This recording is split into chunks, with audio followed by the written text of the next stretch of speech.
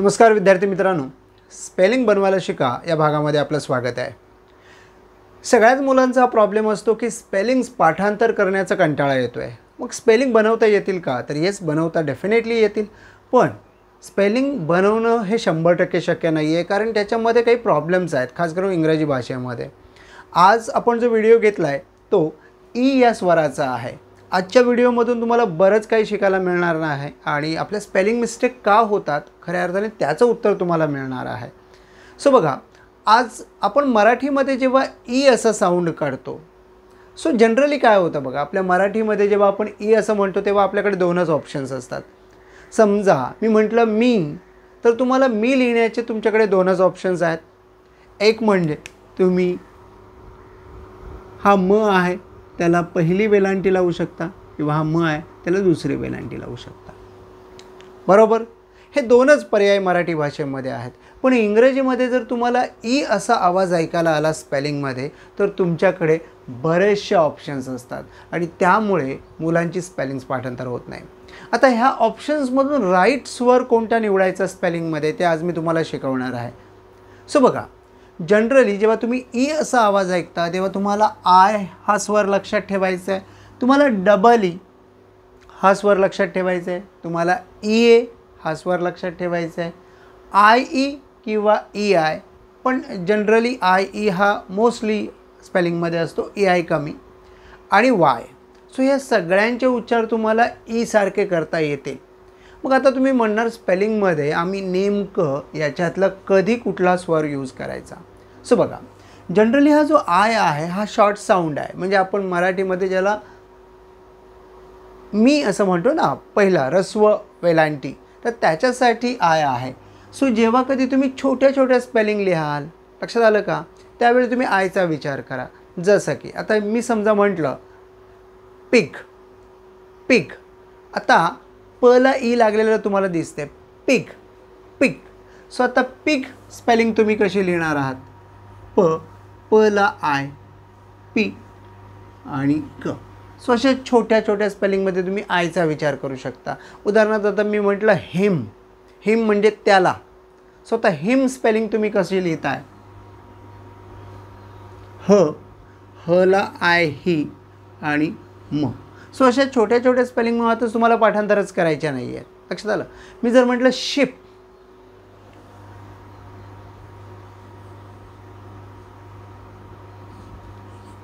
तर तुम्हाला शला आय लावायचं आहे, पी, शिप।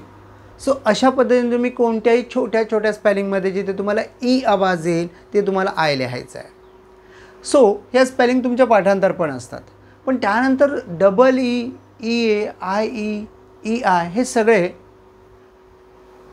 लॉंग साऊंड आहेत, म्हणजे आपण ज्याला दीर्घ स्वर म्हणतो। म्हणजे आपल्या मराठीमध्ये एक फक्त दुसरी वेलांटी टाकली की काम होतं, इंग्रजीमध्ये तसं नाही आहे।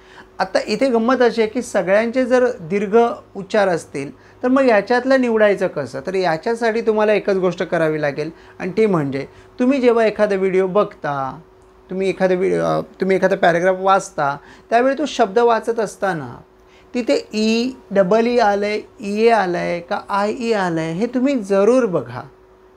जसं की आता बघा, डबल ई तुम्हाला लिहायचं आहे। सो मी आता म्हटलं की सीड, सीड। सो बघा, सीड अँड सीड मध्ये तुम्हाला फरक लक्षात येतो आहे, बरोबर। सो सीड जर मी म्हटलं असतं तर मी असं लिहिलं असतं, बट मला जर सीड असं लांब लिहायचं आहे तर मी डबल ईचा वापर करेन, लक्षात आलं का। सो तुम्हाला सिम्पली डबल ई लॉंग साऊंडसाठी लिहायचं आहे। म्हणजे तुम्हाला जर आत्ता म्हणायचं आहे की आता मी इथे शिप म्हटलं, शिप म्हणजे जहाज, पण आता हाच शिप शब्द मी शिप, शिप, ओके, म्हणजे शिप म्हणजे मेंढी।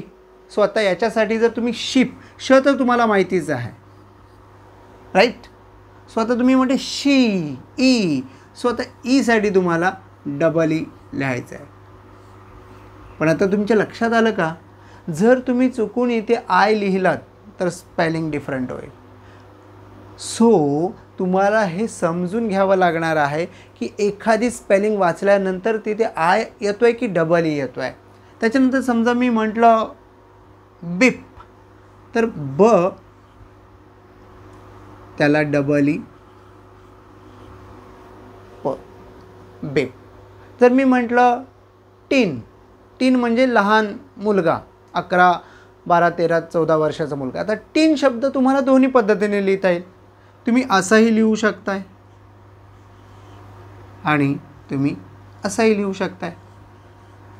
पण हा जो टीन आणि हा टीन, मग आत्ता याच्यामध्ये मी वारंवार सांगतो की तुम्हाला हे समजून घेण्यासाठी जेव्हा तुम्ही शब्द वाचताय त्यावेळी तिथे आय आला की डबल ई आला हे तुम्ही सतत बघणं गरजेचं आहे.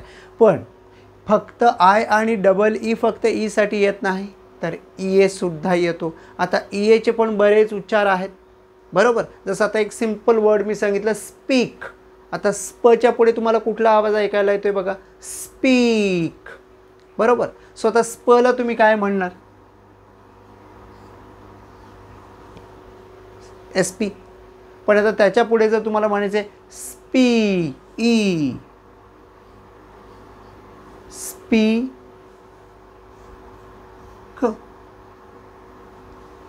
लक्षात आलं का. स्पीक, स्पीक म्हणजे बोलणे. आता तुम्ही कदाचित हा स्पीक जर असा लिहिलात तर याचा उच्चार तर स्पीकच होईल, पण ही स्पेलिंग चुकेल. ह्याचा अर्थ असा आहे की स्पेलिंग प्रत्येक वेळी तुम्ही बनवू शकत नाही. तर बनवता येतील, पण बनवलेली स्पेलिंग राईट आहे की रॉंग आहे हे तुम्हाला समजण्यासाठी तुम्ही जेव्हा एखादा रीडिंग करता त्यावेळी तुम्हाला त्या स्पेलिंगकडे लक्ष देणं गरजेचं आहे. लक्षात आलं का. समजा आता मी म्हटलं बीट, बीट म्हणजे मारणे. आता बीट बच्या पुढे ई आवाज येतोय, सो बी. आता तुम्ही बीट शब्द असाही लिहू शकताय, बरोबर. Beat, but, beat. लक्षात आलं का. सो बीट तुम्हाला बीट असाही लिहिता आला असता. लक्षात आलं का. समजा तुम्ही सीट शब्द म्हणताय. आता बघा, सीट म्हणजे बसणे. तुमच्यातले अनेक जण म्हणतील सर सीट आम्ही स्पेलिंग SITच लिहितो, बरोबर आहे. पण तुम्ही सीटची स्पेलिंग अशीही लिहू शकता आणि प्रत्येक वेळी त्याचा उच्चार जो आहे तो थोडासा हलकासा बदलतोच. सीट, सीट, पण त्याचा अर्थही बदलतो. सीट, SIT सीट म्हणजे बसणे, तरी SEAT सीट म्हणजे जागा, आपली सीट असते. किती फरक पडला बघा. लक्षात आलं का. सो अशा स्पेलिंग तुम्ही सिम्पली, खरं तर मी रीडिंगचा आपला जो कोर्स आहे त्याच्यामध्ये ह्या स्पेलिंग मी दिलेले आहेत. सो प्लेलिस्टमध्ये जाऊन हाऊ टू रीड या सेक्शनमध्ये जा, तिथे तुम्ही वाचन करा. तुम्हाला ह्या स्पेलिंगसुद्धा समजतील आणि तुम्हाला सवयसुद्धा होऊन जाईल त्या शब्दांची. आता बघा, IE हा बऱ्याच मुलांना कन्फ्यूज करतो, कारण बाकीचे हे 3 ठीक आहे तुम्हाला माहिती असतात, पण IE किंवा EI बऱ्याच वेळा कन्फ्यूज करतो. सो आता तुम्ही एखादी स्पेलिंग बघा. आपण एखादी शेताला आपण म्हणतो फील्ड, बरोबर, फील्ड. आता फील्ड शब्द तुमच्या जेव्हा समोर येईल तेव्हा तुमच्या समोर काय येईल, तर जर तुम्ही शब्द वाचला नसेल, तुम्ही वाचला आहे पण जर तुम्ही त्याच्याकडे लक्ष दिलं नसेल, तर कदाचित फ नंतर फी आणि मग फी शब्द तुम्हाला असंही वाटेल की फी लिहायला पाहिजे. फील्ड, फी ल ड, ल आणि ड. पण ही स्पेलिंग बरोबर होईल का, नाही. लक्षात आलं. मग तुम्ही म्हणणार डबल ई लावून बघूया, फील्ड, तर ही स्पेलिंग बरोबर होईल का, तर नाही. मग तुम्ही म्हणणार EA लावून बघूया, मग ही स्पेलिंग बरोबर होईल का, तर नाही. सो फील्ड शब्द लिहिताना तुम्हाला IEचा वापर करायचा आहे. फील्ड हे बरोबर आहे. मग आता मला सांगा, तुम्हाला स्वर तर कळला आहे, पण हे बरोबर आहे का, हे समजण्यासाठी तुम्हाला रीडिंग करावंच लागेल. आणि रीडिंग करतावेळी तुम्ही त्या स्पेलिंगला समजून घेणं गरजेचं आहे. मी म्हणतो की तुम्ही पाठांतर करू नका. म्हणजे मला असं नेहमी वाटतं की पाठांतर FIELD फील्ड असं करण्यापेक्षा तुम्ही अशा पद्धतीने त्या स्पेलिंगला समजून घेतलं की फील्ड शब्द आहे, त्याच्यामध्ये आयचा उपयोग नाही, डबल ईचा उपयोग नाही, EAचा उपयोग नाही, तर IEचा उपयोग आहे. लक्षात आलं का. अशा पद्धतीने तुम्ही थिप, ग्रीव, त्याच्यानंतर बिलीफ, रिलीफ असे शब्द जर तुम्ही बघितलेत ना तर तुम्हाला तिथे आय ई हा शब्द सापडेल. ओके, सो शब्द वाचताना तुम्ही सिम्पली ईचा साऊंड तिथे काय केला एवढं बघू शकता. आता राहिलं वाय. हा वाय जो आहे हा इतर स्वरांसारखा कंप्लीट स्वर नाही आहे, वॉवेल्स नाही आहे. हा सेमी वॉवेल्स आहे. सेमी वॉवेल्स म्हणजे हा कधी कन्सोनंट असतो, कधी वॉवेल्स असतो. आणि हा ई सारखा काम करतो काही वेळा.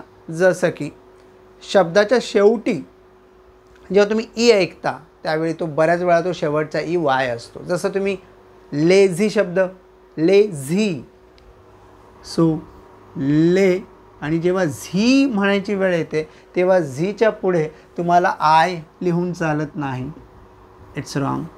तुम्हाला झेडच्या पुढे डबल ई असं लिहून चालणार नाही.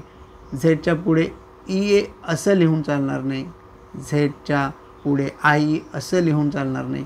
तर तुम्हाला लिहावं लागेल ले झी. लक्षात येतं आहे का? सो जेव्हा शेवटी ई असा उच्चार येईल तुम्हाला वाय लिहायचं आहे. काही वेळा मात्र असं नाही आहे की प्रत्येक वेळी वायच लिहायचं, काही वेळा डबल ई असू शकतो. लक्षात आलं का? सो तुम्हाला हे स्पेलिंग बघणं गरजेचं आहे. मी फक्त एक हा प्रयत्न केला आहे तुम्हाला सांगण्याचा की जेव्हा ई हा जेव्हा साऊंड येतो त्यावेळी तुम्ही ह्या एवढ्या ऑप्शन्सपैकी एक ऑप्शन निवडू शकता.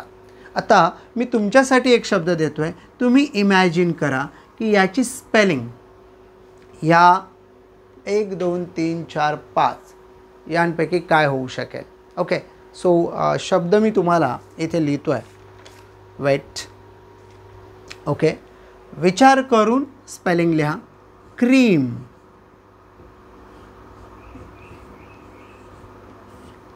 क्रीम.